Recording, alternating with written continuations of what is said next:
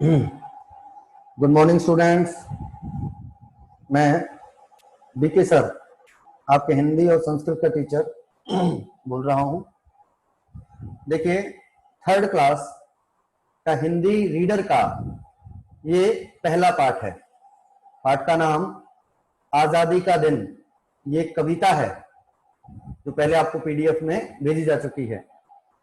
इसके हमें बेटे शब्दार्थ देखने हैं। सबसे पहले क्या है? शब्द और उसका अर्थ। पहला शब्दार्थ क्या है? डगर।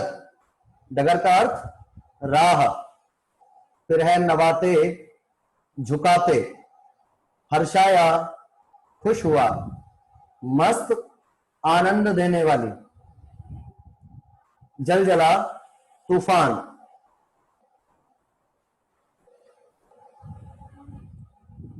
अब आगे बढ़ते हैं। जश्न, उत्सव। ये हुए बेटे शब्दार्थ। ठीक है। शब्दार्थ के बाद आ जाते हैं हमारे नीचे दिए गए प्रश्नों के मौखिक उत्तर दीजिए। इनके शॉर्ट आंसर हैं। तो पहले देखिए, सबसे पहला प्रश्न है हमारा कि आजादी वाले दिन हमें कैसा अनुभव होता है। इसका उत्तर है आजादी वाले दिन हमें अत्यधिक खुशी का अनुभव होता है।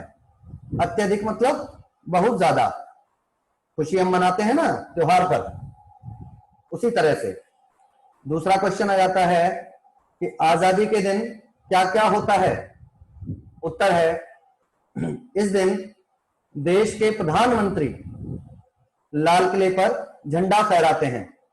आप सभी जानते हैं हमारे देश के प्रधानमंत्री कौन है? नरेंद्र दास मोदी जी। तो उन्होंने आजादी के दिन 15 अगस्त को झंडा फहराया था लाल किले पर।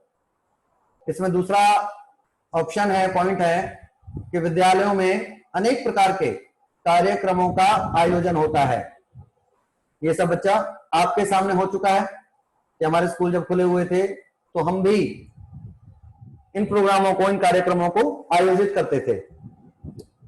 तीसरा क्वेश्चन आ जाता है कि यह कविता हमारे मन में कैसी भावना पैदा करती है। इसका उत्तर है यह कविता हमारे मन में हर्ष, उल्लास और देश पर मर मिटने की भावना उत्पन्न करती है। मतलब देशभक्ति की भावना हमारे अंदर पैदा हो जाती है। उसके बाद आ जाते हैं रिक्त स्थान भरकर छंद पूरा कीजिए। यानी कविता की जो पंक्तियां हैं उन्हें हमें पूरा करना है। ये आप देख रहे हैं, ये ब्लैक कलर का डॉट लगा हुआ है, लाइन लगी हुई है, ये रिक्त स्थान है। हमारी बुक में बस ये लिखा हुआ है गली गली में, नगर नगर में। ये हमें फिल करना था। तो इसमें पहले में हमने फिल किया कि गांव गांव में, गली गली में, नगर नगर में, डगर डगर में सबका मन हर्षाया है, आजादी का दिन आया है। ठीक है बेटे। इसके बाद है हमारे लिखित प्रश्न।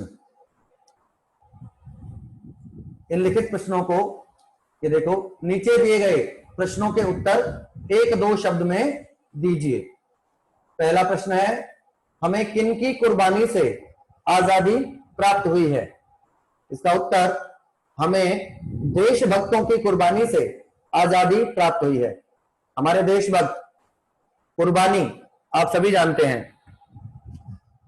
शहीद भगत सिंह, तात्या टोपे, ऐसे अनेक देशभक्त जो हमारे देश के लिए, जिन्होंने अपने आप को कुर्बान कर दिया।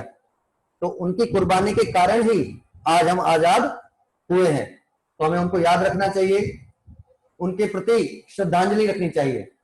दूसरा प्रश्न है हम सब किसको शीश नवाते हैं। तो आंसर है इसका कि राष्ट्रगान के समय हम सब तिरंगे झंडे के सामने शीश नवाते हैं कि हमारा सर जो है देश के सम्मान के लिए झुकता है।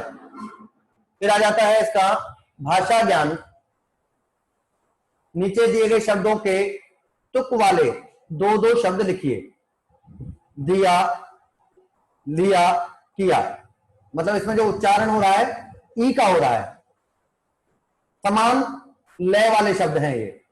गांव, पांव, छांव। इसके बाद संग, रंग, ढंग। फिर है दिन का पिन और गिन।